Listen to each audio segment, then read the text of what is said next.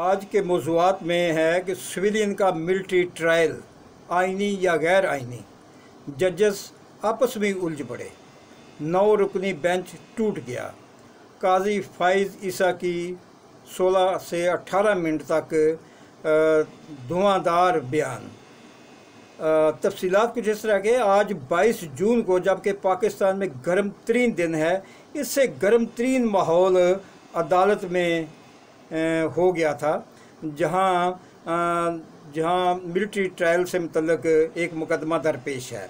Chairman Tehreek Insaf की तरफ से एक पिटीशन दायर की गई है कि फ़ौजी अदालतें सिविलियन का ट्रायल नहीं कर सकती। सिविलियन का फ़ौजी कोर्ट्स में ट्रायल गैर आइनी और गैर कानूनी है, लिहाजा इन अदालतों को ख़त्म किया जाए। इसी तरह की एक दरख्वास्त साबिक़ चीफ जस्टिस जनाब जवाद एस ख्वाजा साहब ने भी सबमिट कराई है, जबकि एक और दरख्वास्त चौधरी एतजाज़ एहसन सीनियर वकील की तरफ से भी दायर की गई है कि फ़ौजी अदालतों को गैर आइनी करार देकर ख़त्म करने का हुक्म दिया जाए। ये फ़ौजी अदालतें हुकूमत ने एक करारदाद के ज़रिए मंजूर कर ली थीं। इन फ़ौजी अदालतों के क़याम का मकसद 9 मई के वाक़यात में मुलव्वस मुलज़िमों को जल्द अज जल्द कैफ़रे किरदार तक पहुँचाना था। इन दरखास्तों की समाअत चीफ जस्टिस जनाब जस्टिस उमर ताब बंदयाल साहब ने एक 9 रुकनी बेंच बनाया था। इसकी समाअत के लिए 9 रुकनी बेंच बनाया था, जिसने आज 11:30 बजे पहली समाअत को सुनना था। आज जो ही चीफ जस्टिस साहब बमा अपने 8 रफ़काए कार जजेस के कमरे अदालत में दाखिल हुए तो अचानक एक ड्रामाई सी सूरत पैदा हो गई। ड्रामाई सी सूरत वहाँ पर पैदा हो गई। सबसे पहले एतजाज़ एहसन साहब और सरदार लतीफ़ खान खोसा, जो कि चेयरमैन PTI के वकील के तौर पर मुकर्रर किए गए हैं, ये दोनों हज़रात रोस्टम पर आए और कोई बात कहने की कोशिश की तो नामजद चीफ जस्टिस जनाब काजी फाइज ईसा साहब ने अटारनी जनरल को कहा कि वो रोस्टम पर आ जाएं। इस पर अटारनी जनरल जनाब बैरिस्टर मंसूर उस्मान अवान साहब रोस्टम पर आ गए। जस्टिस काजी फाइज ईसा साहब ने कुछ नोट्स लेकर रखे हुए थे। उन्होंने कहा कि मैं आजकल चैम्बर वर्क कर रहा हूं, जबकि मुझे रात को ही पता चला है कि आज की समाअत में मुझे भी बैठना है। उन्होंने कहा कि मैं इससे पहले ही एक 3 रुकनी बेंच में सरबराह के तौर पर फैसला दे चुका हूं कि जब तक आइन की आर्टिकल 184(3) के मुताबिक इंसानी हकूक़ के सिलसिले में चीफ जस्टिस अज़ खुद नोटिस लेता है, जिसके मुताबिक चीफ जस्टिस साहब अज़ खुद नोटिस लेते हैं, उसके इख्तियारात का फ़ैसला नहीं हो जाता। यानी अज़ खुद नोटिस केस की समाअत के लिए बेंच बनाने का इख्तियार, बेंच में कमी बेशी का इख्तियार, कौन कौन से जजेज़ होंगे, कितने जजेज़ होंगे और कब समाअत होगी, इन इख्तियारात का फ़ैसला पहले होना ज़रूरी है, जिसके लिए एक कमेटी बनाई गई थी। नामज़द चीफ जस्टिस कादी साहब ने एक मुकदमा supreme court practice and procedure bill, जो कि पार्लियामेंट ने पास किया था, इस कानून को वजूद में आने से पहले चीफ जस्टिस साहब ने गैर मुअय्यना मुद्दत तक इस कानून को मुअत्तल कर दिया था। हालांकि इसको फौरी तौर पर सुनना और इसके ऊपर फ़ैसला देना बहुत ज़रूरी था।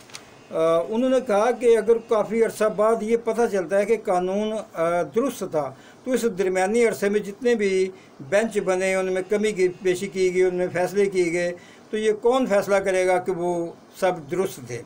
बुनियादी तौर पर इस कानून का मकसद चीफ जस्टिस पाकिस्तान के इख्तियारात को कम करना मकसूद था।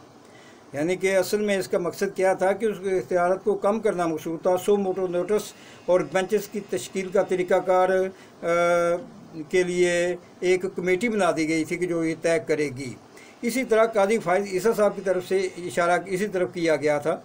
दरअसल प्रैक्टिस एंड प्रोसीजर बिल पर गौर के लिए जस्टिस काजी फाइज ईसा की सरबराही में एक 3 रुकनी बेंच समाअत कर रहा था।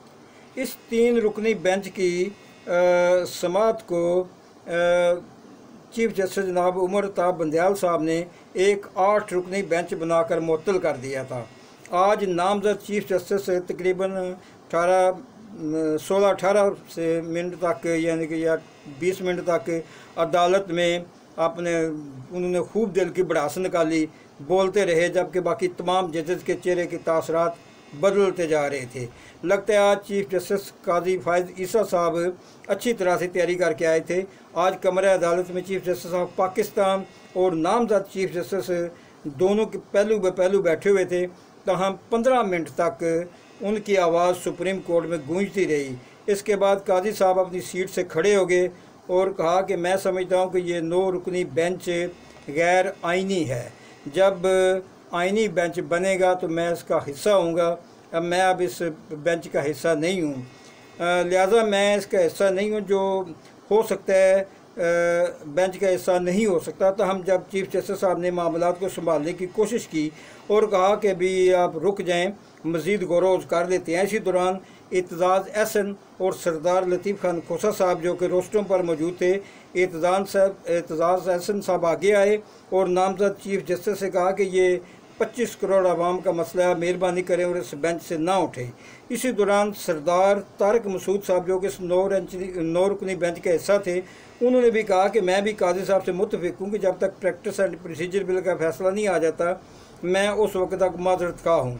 ताहम अभी तक कोई फ़ैसला नहीं हो सका, बेंच टूट गया है और इस मुकदमा से मुतल्लिक़ मज़ीद गौर किया जा रहा है और शुनीद है कि एक 7 रुकनी बेंच बना दिया गया, ताहम इसकी अभी तस्दीक नहीं हो सकी। अस्सलाम वालेकुम, खुदा हाफ़िज़।